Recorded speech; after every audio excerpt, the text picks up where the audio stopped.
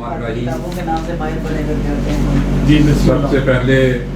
میں ڈاکٹر صاحب کو بہت مبارکباد پیش کرتا ہوں، ماشاء اللہ 2-3 مرتبہ پہلے بھی کر چکا ہوں، تو سب سے پہلی مبارکباد میں نے ہی دی تھی۔ رات کے وقت جب یہ سونے کی تیاری کر رہے تھے تو میں نے جب انہیں بتایا تو ان کے اس وقت علم میں نہیں تھا۔ ظاہر ایک توقع تو ہوتی ہے، مگر ایک فائنل اناؤنسمنٹ جو ہے وہ جب ہوئی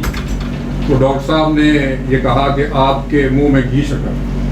تو میرے لیے سعادت کی بات ہے کہ میں نے ڈاکٹر صاحب کی یہ خبر جو ہے وہ دیکھی،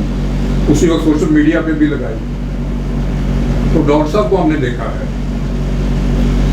کام کرتے ہوئے دیکھا ہے اور بے لوث کام کرتے ہوئے دیکھا، کوئی غرض نہیں ہے۔ اس کے لیے ایک روحانی اور ایک جناتی قسم کا جذبہ چاہیے، اور اس ایج میں خاص طور پہ جب لوگ ریٹائرمنٹ کی ایج میں پہنچتے ہیں اور اس کے بعد ان کے جو جذبے ہیں وہ باندھ پڑنا شروع ہو جاتے ہیں، لیکن ڈاکٹر صاحب ہر آئے روز پہلے سے زیادہ جذبے کے ساتھ اور پہلے سے زیادہ توانائی کے ساتھ آگے بڑھتے ہوئے نظر آتے ہیں۔ اقبالیات کی دنیا کو ان پہ فخر ہے، یہ اقبالیات کی دنیا کے آفتاب اور ماہتاب ہیں، اور ایک قافلہ سالار ہیں جو جیسا کہ ابھی بات ہو رہی تھی کہ بہت سی انجمنوں کے یہ سرپرست ہیں، جیسے ہماری تنظیم ہے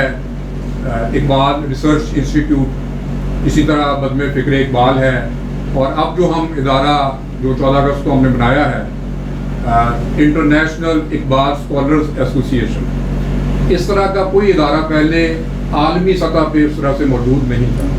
اور اس کا بہت اچھا رسپانس آیا ہے ہر مطلب جگہ سے، دنیا بھر سے۔ اس میں رشین جو بہت بڑی اور صدارتی اقبال ایوارڈ یافتہ جو اقبال اسکالر ہیں نتالیہ پریگارین، وہ بھی اس کی ممبر بنی ہیں۔ اسی طرح ڈاکٹر رفعت حسن جو امریکہ میں اس وقت پروفیسر ایمریٹس ہیں اور بہت بڑی اقبال شناس ہیں۔ بہت سارے لوگ ہمارے اپنے اقبالیات کے لوگ بھی ڈاکٹر رفعت حسن سے واقف نہیں ہیں۔ ان کا کام بہت زیادہ بڑا کام ہے، اور انہوں نے 1968 میں برطانیہ سے اقبال پہ پی ایچ ڈی کی ماشاء اللہ، اور ابتدائی پی ایچ ڈی جو باہر سے ہوئی ہیں ان میں سے ہوئے۔ تو میں یہی عرض کرنا چاہتا ہوں کہ ڈاکٹر صاحب کا دم غنیمت ہے اس دور میں، جبکہ اقبالیات کے لیے حالات اتنے اچھے نہیں ہیں۔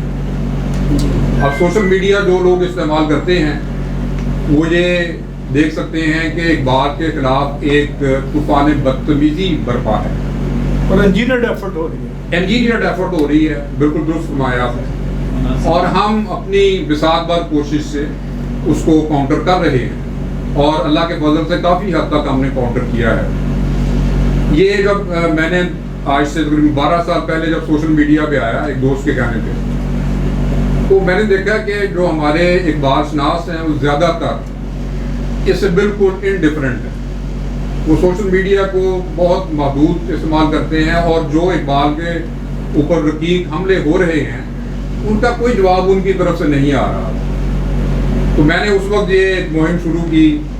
اور ڈاکٹر صاحب سے بھی میں نے ریکویسٹ کی کہ یہ اس وقت دبئی میں تھے کہ آپ تشریف لائیں،